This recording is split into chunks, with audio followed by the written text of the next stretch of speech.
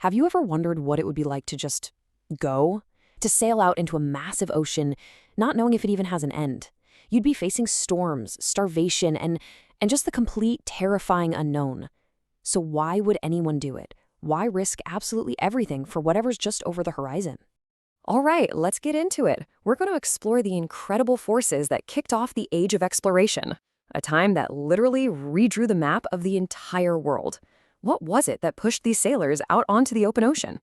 So here's our game plan. First, we'll set the scene. Then we'll get into three huge motivations. You can think of them as the three Gs: gold, glory, and God. And to wrap it up, we'll check out the new tech and new ways of thinking that made the whole thing possible. Okay, let's travel back in time, say to the 1400s. For Europeans, huge chunks of the world were just blank spaces on the map.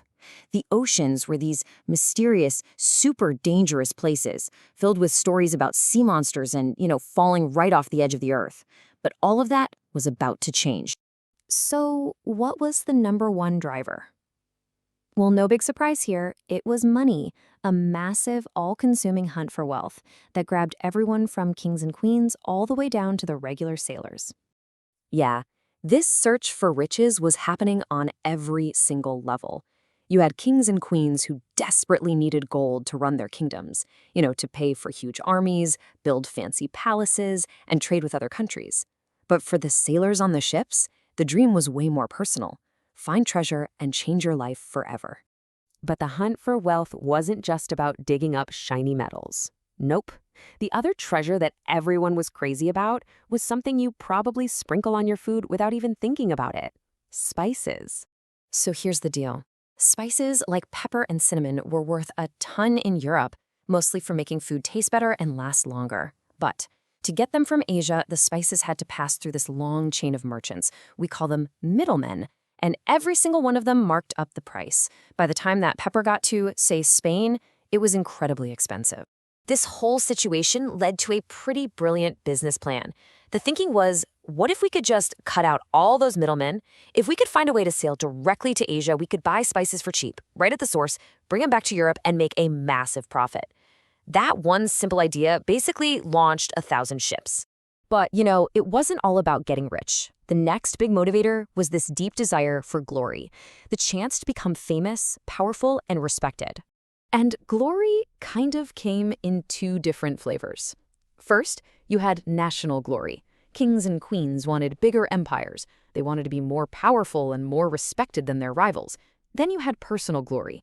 The explorers themselves, they dreamed of becoming national heroes, getting their names written down in the history books, and maybe even getting a fancy title from the king. And trust me, this was not a friendly competition. European powers like Spain, Portugal, France, and England were in a flat-out race against each other. Every time one country claimed a new piece of land, it just put more pressure on the others to go out and find something even better. It was like a high-stakes global game of capture the flag. So beyond the money and the fame, there was a third, really powerful motivation. And this one gave these super dangerous journeys a sense of higher purpose. It was seen as a mission from God. You have to remember, religion was a massive part of life back then. European rulers truly felt they had a sacred duty to spread Christianity to every corner of the world. So missionaries would actually sail with the explorers, and the church often helped pay for these trips. For the sailors themselves, facing unbelievable dangers, the belief that they were doing God's work was a huge, powerful comfort. Okay, so we've got the big motivators: gold, glory, and God. But look, wanting to do something and actually being able to do it are two totally different things. And to make it happen, they were going to need some serious upgrades. Seriously, you can have all the desire in the world, but if your ship can't make the trip, or you have no idea where you're going, you're not getting very far. The age of exploration was only really possible because of a whole wave of brand new technology and fresh ideas. First up, the magnetic compass. This thing was a total game changer. For the first time ever, sailors could figure out which way was north even if it was cloudy or a pitch-black night. It gave them the confidence to sail far, far away from the coastline without getting hopelessly lost. Next, we have the astrolabe. So if the compass told you your direction, the astrolabe helped you figure out your location.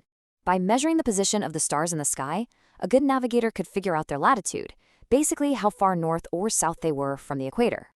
And last but not least, they needed a better ship. Enter the caravel. This was a new kind of ship.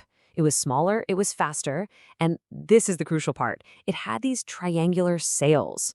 This special design meant it could actually zigzag against the wind. That's huge. It meant ships weren't just stuck going wherever the wind decided to blow them. So let's put it all together. With this new tech, sailors could suddenly travel way farther, find their way more accurately, and sail much more efficiently than ever before. Crossing an entire ocean went from being this impossible fantasy to a really, really difficult but achievable goal.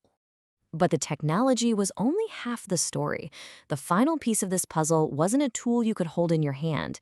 It was a whole new way of thinking that was spreading across Europe, and it was called the Renaissance.